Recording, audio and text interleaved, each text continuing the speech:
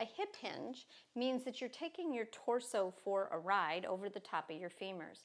That means that if you take a stick, a dowel like mine or a broomstick works really well, your sacrum, that triangular shaped bone on the back of your pelvis, your rib cage, and your head are touching the stick. These 3 points of contact are important, but if for reasons of a forward head you can't get your head back, that's okay. I know people who have actually put some washcloths right there and then used a tie or a sash to tie their head to the pole so they know exactly where they are in space, or you can just estimate.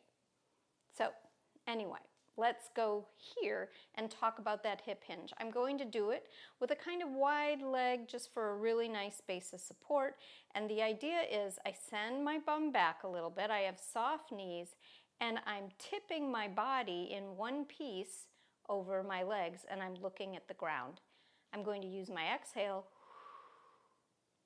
and come back up. At the very end, I felt my rib cage want to move away from the stick. And that is an area where a lot of people get a pain, an ache in their back when they're hip hinging because they don't realize they've kind of lost it. So we're going over, and sometimes some people have really tight hamstrings and that happens. So you'll just stop when that happens and you'll work on more lengthening and more practice and just hip hinging the amount that you can and coming out of it. Let's say you can go further, but maybe that happens. You'll feel it and you have to ask your body's intelligence how to find that stick again.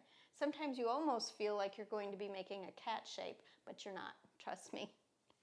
So here we are again, soft knees, and I'm going as far as I can go, and then I'm going to use that up marble so my core is supporting me as I come back up and my spine comes up in one piece. That's the goal. There are other ways to work on this, and one of them that I kind of like is you put your bum against a wall, and I've got to get my feet a little further away from the wall. Your hands trail down your legs and you feel your bum sliding up the wall. When you come back up, if your bum is not sliding, then you know you weren't hinging the whole way up and your spine did a little movement. So that's one trick. Another idea is you think about a fig leaf from an old-time Roman classical statue. There's a fig leaf right there. And you think about the fact that that fig leaf travels in between your legs as you hip hinge. But another way of thinking about it is that you get your hands front and back and you feel for the canister tipping over and coming back up. Another option, because I'm full of options, is to put both hands on your low back. You'll be able to tell, maybe a little higher up, you'll be able to tell if you create more lordosis right here, something we don't want to do when your ribs are coming out of your body. So you'll feel this, and if you were to overdo that, you'll feel it with your hands. I seem to have done my neck and my back at the same time. That happens. And coming back up. So you'll know if your neck is doing funny things, if your gaze, as you tip over, your gaze goes from ahead of you to the ground and then back up again. So those are all the little ways that you can sort of track whether you're doing a hip hinge with a true hinge. Let's differentiate it from a squat. So a squat essentially is sitting back in a chair. If I have my hands out here just for stability, I back up towards the thing that I'm going to sit on.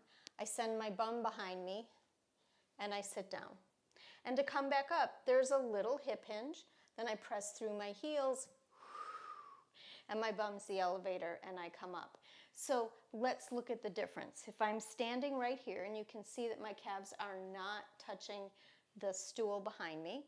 If I hip hinge, my bum goes back and indeed my calves come and touch the stool behind me. If I'm squatting, my knees go a little forward and so do my calves, and my bum comes back. So you can see that's the only part that's a hip hinge right here, going from here to here. The rest is the squat. So again, the hip hinge, that happens. The squat, this happens, if that makes sense. Now we do have times where we're doing a goblet squat and our legs are wide and the weight is here. We do have a little hinge before, and my calves did start to go back, before we sit back and I'm holding a weight. And what we do want to be careful about is we don't want it to be such a squat, a gym squat, that we're tucking our tail while we have weight and we're compressing our spine. So there is a little bit more of a hinge for a bone-safe version. You have to be careful about how much weight you're going to carry when you've got something right here, because we don't want that happening, and this weight is right here. So we don't want to hinge too far when we're doing a squat. We have to be really careful about that. But there is a little bit of a hinge to get into that squat. So I hope that's clear. If it's not, message me and I will answer any of your questions, and there's always the coaching calls.